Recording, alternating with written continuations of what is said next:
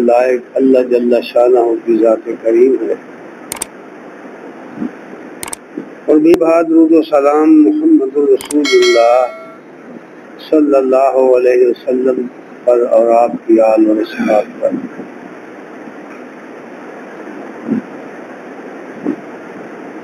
حضرات گرامی قدر،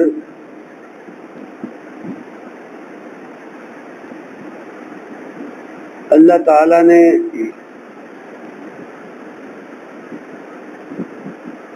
نسل انسانی کے لیے بے شمار نعمتیں پیدا کی ہیں، اور اس زمین پر انسان کو جو اقتدار اور اختیار ملا ہے، یہ ان نعمتوں میں سے سب سے بڑی نعمت ہے۔ پھر اللہ تعالیٰ نے انسان کو فطرتاً بھی بہت بڑا علم دیا ہے۔ حواس خمسہ کے ذریعے انسان کو اپنے ماحول کو سمجھنے کا سلیقہ اور طریقہ سکھایا ہے۔ پھر انسان کو اس نے بولنے کا طریقہ سکھایا ہے۔ بولنا ایک بہت بڑی نعمت ہے، جس کے ذریعے انسان اپنے مافِ ضمیر کو دوسروں تک پہنچاتا ہے۔ پھر اس نعمت کے ساتھ ساتھ اللہ تعالیٰ نے علم کا وہ چشمہ بھی اس کے لیے کھولا ہے جس کو وحی الہی کہتے ہیں، اور اپنے ان پاک باز بندوں کے ذریعے، انبیاء علیہ السلام کے ذریعے انسان کو وہ علم عطا فرمایا۔ اور اللہ تعالیٰ نے اپنے ان بندوں کو ہر قسم کی کمزوریوں اور نقائص اور خامیوں سے محفوظ رکھا، اور وحی کے ذریعے ہمیشہ ان کی رہنمائی کی، اس لیے کہ جو علم اللہ نے بذریعہ وحی ان کو دیا ہے، وہ نوع انسانی تک خالص طریقے سے پہنچے، اور عمل کرنے والے کسی اندیشہ آئے دور دراز کے بغیر اس چیز کو اپنا سکیں، اور پورے یقین کے ساتھ ان اصولوں کو، اس شریعت کو، اس دین کو اپنا لیں جو اللہ تعالیٰ نے انبیاء کے ذریعے انسانوں کو دیا ہے۔ اور پھر اللہ تعالیٰ نے اپنے نبیوں کو وہ ساتھی عطا کیے، وہ لوگ ان کے اصحاب بنے جن کو اللہ تعالیٰ نے اپنے نبیوں کی رفاقت کے لیے چن لیا تھا، اور اللہ تعالیٰ نے ان کو وہ عظمت عطا کی، وہ شجاعت عطا کی، وہ ذہانت اور قابلیت اور فہم و فراست عطا کی، جس کی مثال ان کے بعد کسی اور گروہ میں نہیں ملتی۔ اور انہوں نے اپنے عمل سے اور اپنے کردار سے اپنی عظمت کا سکہ دنیا سے منوایا۔ ان کا اشار اور ان کی قربانیاں رنگ لائیں اللہ تعالیٰ کے ہاں، انہوں نے مقبولیت کا درجہ پایا۔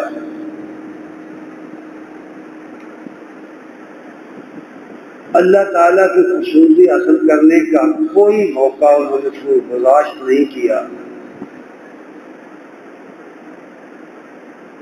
اور اگر ان میں سے کسی سے کوئی بشری کمزوری کی وجہ سے کوتاہی سرزد ہو گئی تو اس کا بھی انہوں نے تدارک کیا اور اللہ تعالیٰ نے انہیں معاف فرما دیا۔ ان کی اس عظمت کا اور ان کے اس خلاص کا یہ نتیجہ تھا کہ اللہ تعالیٰ نے ان کے لیے اپنی رضوان کا، اپنی خوشنودی کا سرٹیفکیٹ جاری کیا اور اپنے کلام میں، قرآن مجید میں وحی کے ذریعے اپنے نبی کو آگاہ فرمایا اور رہتی دنیا تک ان کی منقبت بیان فرمائی اور لوگوں کے لیے ان کے عقیدے کو، ان کے ایمان کو اور ان کے کردار کو مثالی کردار قرار دیا، معیار ایمان ٹھہرا دیا ان کے ایمان کو۔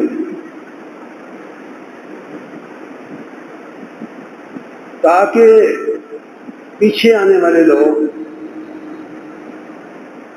امت کے لوگ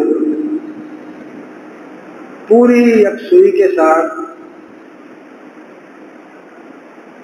پورے یقین کے ساتھ، پورے اعتماد کے ساتھ ان سے اپنا دین حاصل کر سکے اور اس پر عمل کر سکے۔ یاد رکھیے، اگر نبی کریم صلی اللہ علیہ وسلم کے اصحاب کا کردار داغدار ہو جائے، ناقص قرار پا جائے، ان کے کردار پر اگر انگلی اٹھا دی جائے اور ان کے اندر نقائص ثابت کیے جائیں تو پھر یہ تو اپنی جگہ ایک حقیقت ہے،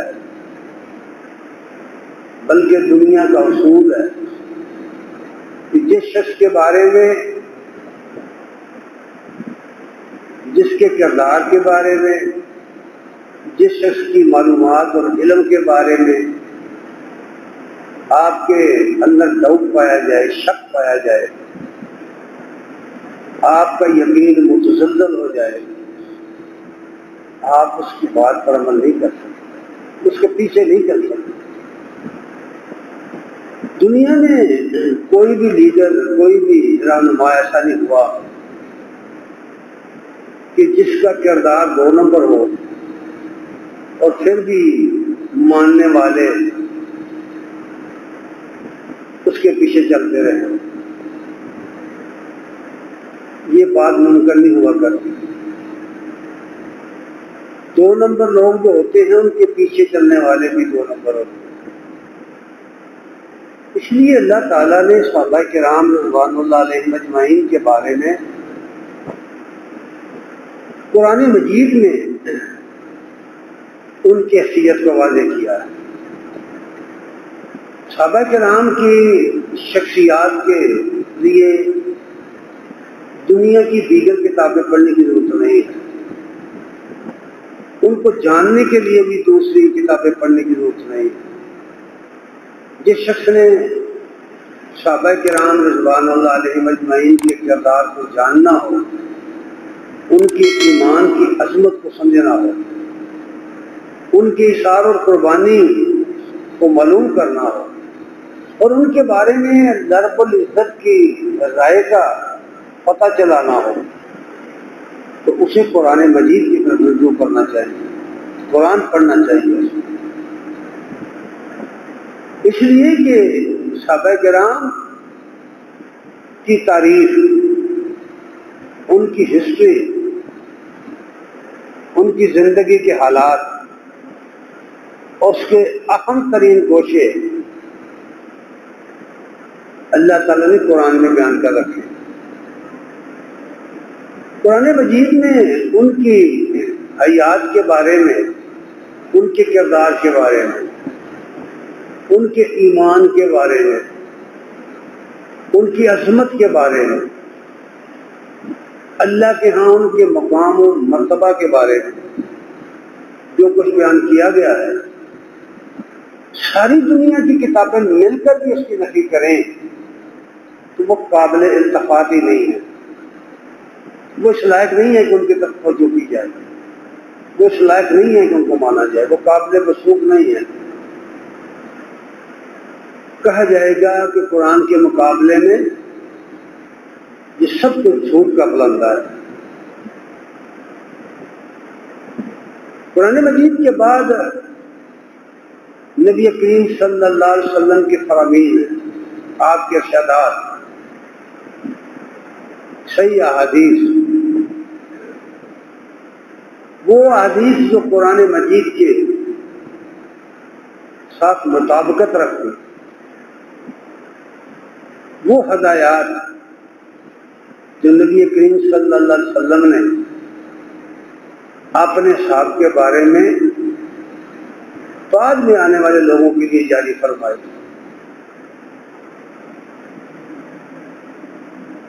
پھر وہ چیزیں ان پر یقین کرنے کی ضرورت ہے۔ اور اس کے بعد تیسری چیز تاریخ ہے۔ سب پڑھے لکھے لوگ جانتے ہیں جنہوں نے تاریخ کا مطالعہ کیا ہے، اور انہوں نے ایسے مطالعہ کیا ہے جیسے کرنے کا حق ہے، چاہیے جس طرح۔ عمومی طور پر ہمارے ہاں جو کہ تاریخ کی کتابیں پڑھی جاتی ہیں وہ بلا سند کتابیں ہیں، کیونکہ ان کے تراجم جو اردو زبان میں کیے گئے ہیں، آپ مارکیٹ میں سے کوئی ایک کتاب خرید کے دیکھیں، بلکہ ان متداول کتب میں سے کسی کو خریدیں، دوسری تیسری صدی ہجری کی کتابیں پڑھ کر دیکھیں، ان کا اردو ترجمہ پڑھ کر دیکھیں، آپ یہ دیکھ کر حیران ہو جائیں گے کہ ترجمہ کرنے والوں نے ان کی اسناد کو حذف کر دیا، پڑھنے والے کو کچھ پتہ نہیں کہ یہ جو کچھ لکھنے والے لکھ رہے ہیں یہ کون ہے بیان کرنے والے، وہ لوگ کون لوگ تھے۔ یہی وجہ ہے کہ ہماری اکثریت کو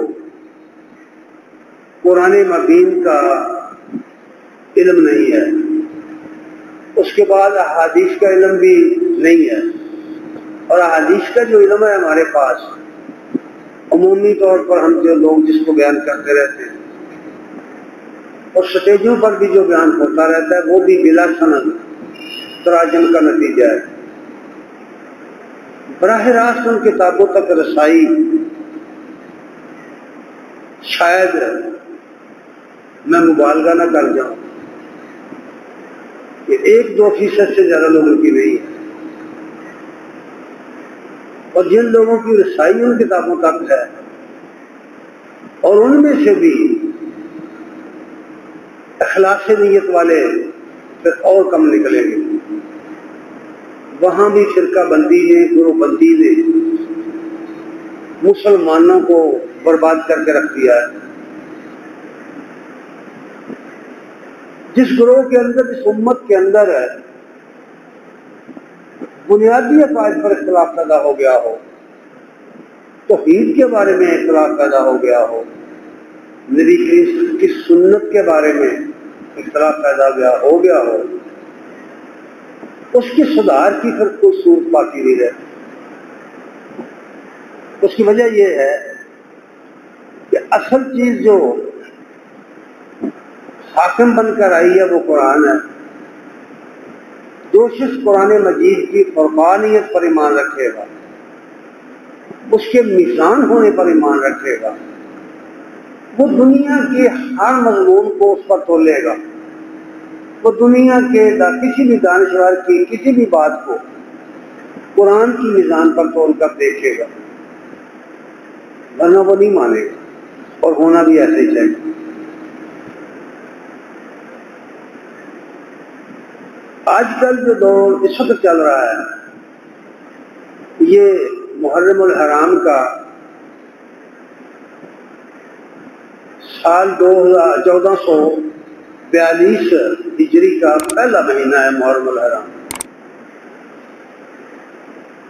جو لوگ سوشل میڈیا پر کچھ نہ کچھ دیکھتے رہتے ہیں وہ اچھی طرح واقف ہیں کہ جتنی توہین آمیز،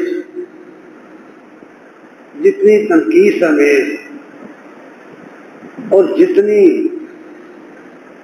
صحابہ کرام رضوان اللہ علیہ اجمعین کی شخصیات کے بارے میں جھوٹ پر مبنی باتیں کی جاتی ہیں اور اعلانیہ صحابہ کرام کو برا بھلا کہا جاتا ہے، شاید اس کی مثال ہم نے پہلے نہیں دیکھی۔ اس سے پہلے تو ہم لوگ کتابوں میں پڑھتے تھے کہ کچھ لوگ ان کی شان میں گستاخی کرتے ہیں۔ یہ پہلا موقع ہے کہ میں نے اپنی زندگی میں اس طرح کے بیانات سنے، اور عجیب بات یہ ہے کہ مختلف فرقوں کے لوگ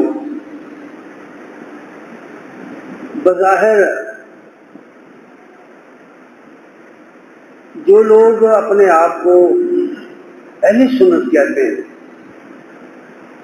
ان کو بھی جب سنا ہے تو دیکھا یہ گیا ہے، اندازہ یہ ہوا ہے کہ انہیں حقیقت کا علم نہیں ہے۔ یہ سنی سنائی باتیں اور وہی تاریخ کا جھوٹ ہے جو دہرا رہے ہیں۔ انہیں بھی قرآن پڑھنے کی اور صحیح حدیث کا مطالعہ کرنے کی توفیق نہیں ملی۔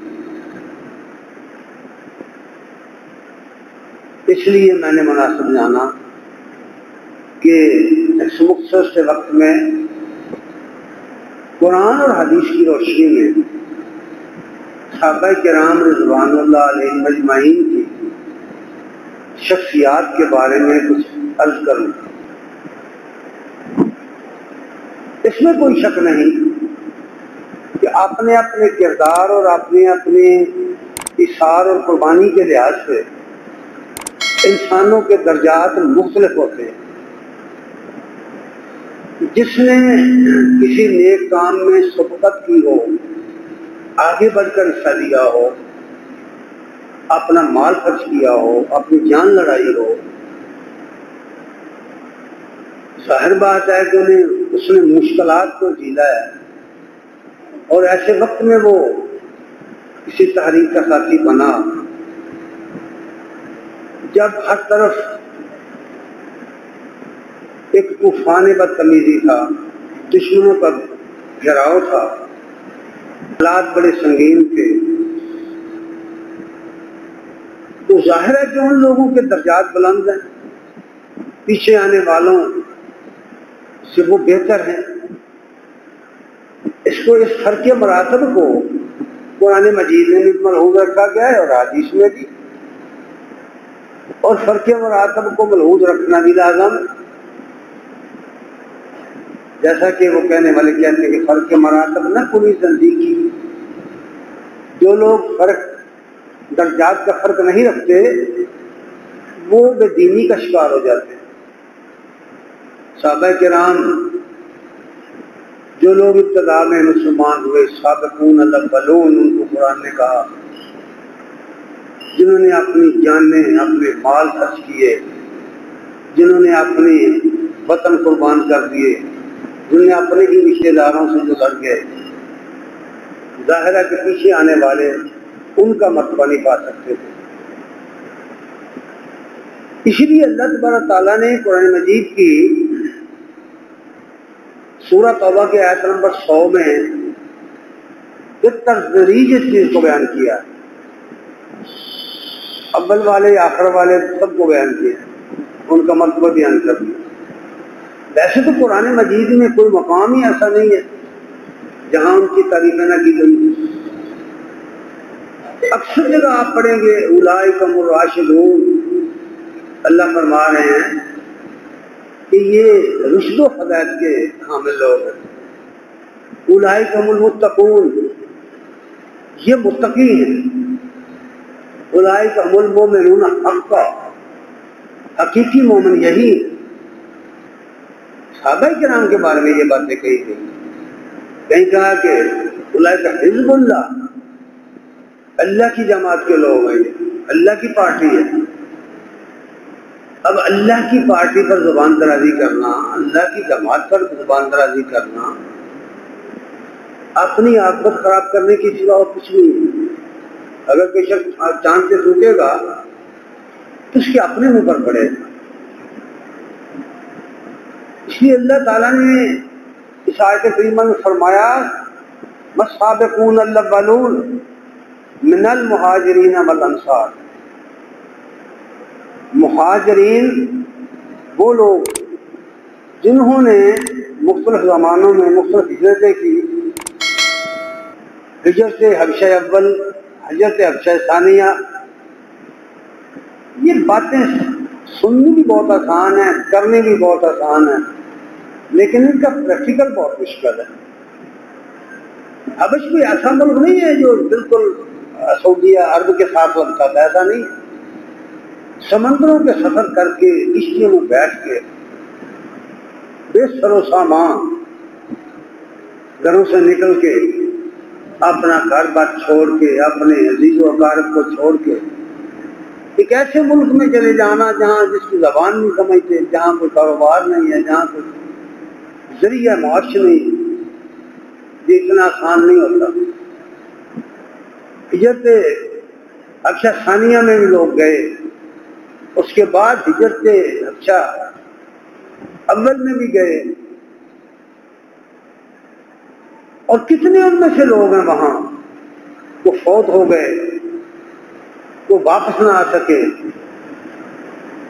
یہ عظیم الشان قربانیاں۔ اور اس کے بعد پھر ہجرت مدینہ، رستے بستے لوگ، کھاتے پیتے لوگ اپنے کاروبار چھوڑ کر، اپنے رشتے دار چھوڑ کر، اپنے گھر آباد گھر چھوڑ کر 300 میل دور سے چلے گئے۔ کیوں؟ کون سا دنیا کا فائدہ تھا؟ کون سا کاروبار تھا جس کے لیے وہاں گئے؟ کمائی کرنے کے لیے تو نہیں گئے۔ ایسا تو نہیں ہے کہ ہم کویت گئے، سعودی عرب گئے، دبئی گئے، ملائیشیا گئے، انگلینڈ گئے، کینیڈا گئے، امریکہ گئے، پیسے کمانے گئے، بھائی دین کے لیے نہیں گئے۔ وہ لوگ تو دین کے لیے گئے، غلبہ اسلام کے لیے گئے۔ اس لیے کہ اللہ کے دین پر جب انہیں عمل کرنے سے روکا جا رہا تھا، اس وقت انہوں نے یہ فیصلہ کیا، انہیں یہ اجازت دی۔ ان کے بارے میں کہا سابقون الاولون من المہاجرین، مہاجرین میں سے یہ وہ پہلے لوگ جنہوں نے اللہ اور اس کے رسول کی خوشنودی کے لیے اپنے گھر بار چھوڑ دیے، اپنا سب کچھ چھوڑ دیا، اپنے تن کے کپڑے لے کر نکل گئے۔ اس لیے انہیں سابقون الاولون قرار دیا گیا۔ اور پھر جن لوگوں نے ان کو سنبھالا دیا، نہ ان کے ساتھ خونی رشتہ ہے، نہ ان کے ساتھ کوئی مفاد رکھتا ہے دنیا کا، ان سے کچھ لینا دینا نہیں، ان کو اپنے گھروں میں جگہ دینا، اپنے گھر تقسیم کر کے ان کو دے دینا، اپنی جائیدادیں تقسیم کر کے دے دینا، اپنا روپیہ پیسہ اپنا کاروبار دے دینا، اور اپنی ذات پر ان کو ترجیح دینا، تو وہ اس کے حقدار تھے کہ اللہ ان کا ذکر قرآن میں کرے۔ اس لیے فرمایا سابقون الاولون من المہاجرین والانصار، انصار مدینہ والوں کو کہتے ہیں جنہوں نے مکہ سے ہجرت کرنے والوں کو سنبھالا تھا۔ ہم سے کسی ایک آدمی کو دین کی خاطر نہیں سنبھال سکتے، ان کو سنبھالا تھا۔ یہ ہیں وہ لوگ جن کو سابقون الاولون کہہ دیا قرآن نے، یہ سبقت کرنے والے لوگ۔ وہ زمانہ نبی کریم صلی اللہ علیہ وسلم کے ساتھ ایک بھی آدمی نہیں ہے پوری دنیا میں ابو بکر صدیق رضی اللہ تعالیٰ عنہ تائید کرتے، ایمان لاتے، کوئی دلیل نہیں مانگی، کوئی ثبوت نہیں طلب کیا، عشرہ مبشرہ کی تاریخ اٹھا کے پڑھ، ان سب لوگوں کا حال کتنی مشکلات سے گزر کر یہ سب کچھ کیا۔ راوی حدیث کہتے ہیں کہ ابو بکر رضی اللہ تعالیٰ عنہ جب مسلمان ہوئے تھے تو ان کے پاس 40,000 دینار تھے، 40,000 درہم تھے۔ ذرا اس واقعہ میں اپنے آپ کو دیکھیے، میں اور آپ خود، کہ دین کے لیے وہ لوگ کیا کرتے رہے اور کیوں اللہ نے ان کا ذکر کیا ہے قرآن میں۔